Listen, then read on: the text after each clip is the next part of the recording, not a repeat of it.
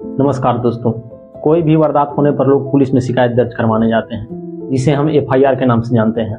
लेकिन क्या आप जानते हैं कि जीरो एफआईआर क्या होती है?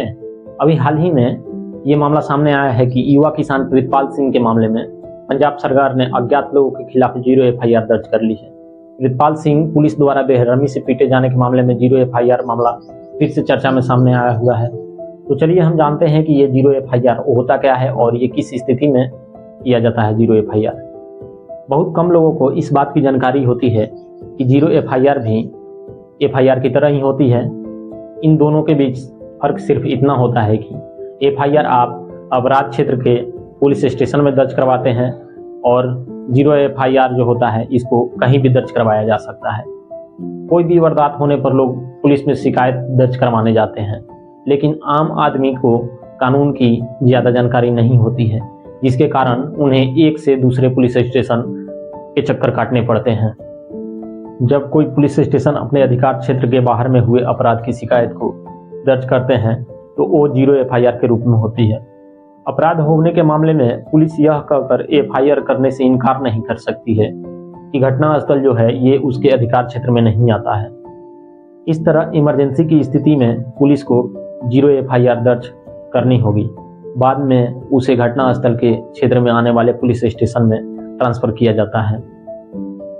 जीरो एफआईआर का उद्देश्य यह सुनिश्चित करना है कि पीड़ित जो होता है उसको पुलिस शिकायत दर्ज कराने के लिए दर दर भटकना ना पड़े, और ऐसा प्रावधान पीड़ित की तुरंत मदद करने के लिए शुरू किया गया है ताकि एफआईआर दर्ज होने के बाद समय से कार्रवाई की जा सके। जीरो एफआईआर में कोई भी क्राइम नहीं लिखा जाता है, इसलिए इसे जीरो एफआईआर कहते हैं। ऐसे मामले में इंस्पेक्टर या सीनियर इंस्पेक्टर रैंक का अधिकारी जो होता है वो एक फॉरवर्डिंग लेटर तैयार लिखता है और जिसे कोई भी सिपाही उस पुलिस स्टेशन में ले जाता है जहां का वो केस होता है।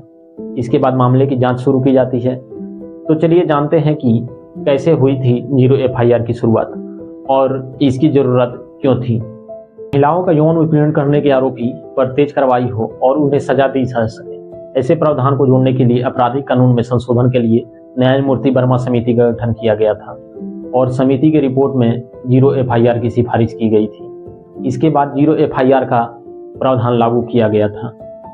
इस समिति का गठन 2012 में निर्भया गैंगरेप के बाद हुआ था। इस प्रावधान को लागू होने से पहले अक्सर ही ऐसे मामले सामने आते थे जब पुलिस घटनास्थल को अपने अधिकार क्षेत्र में न होने की बात बताकर पीड़ित को उसके अधिकार क्षेत्र में आने वाले थाने में जाने की बात कहती थी। इसका नतीजा ये होता था कि पीड़िता जो को न्याय मिलने में देरी हो जाती थी या अपराधी भाग निकलता था। निर्भया गैंगरेप की घटना के बाद ऐसी घटनाएं न हो, इसके लिए जीरो एफआईआर का प्रावधान लागू किया गया।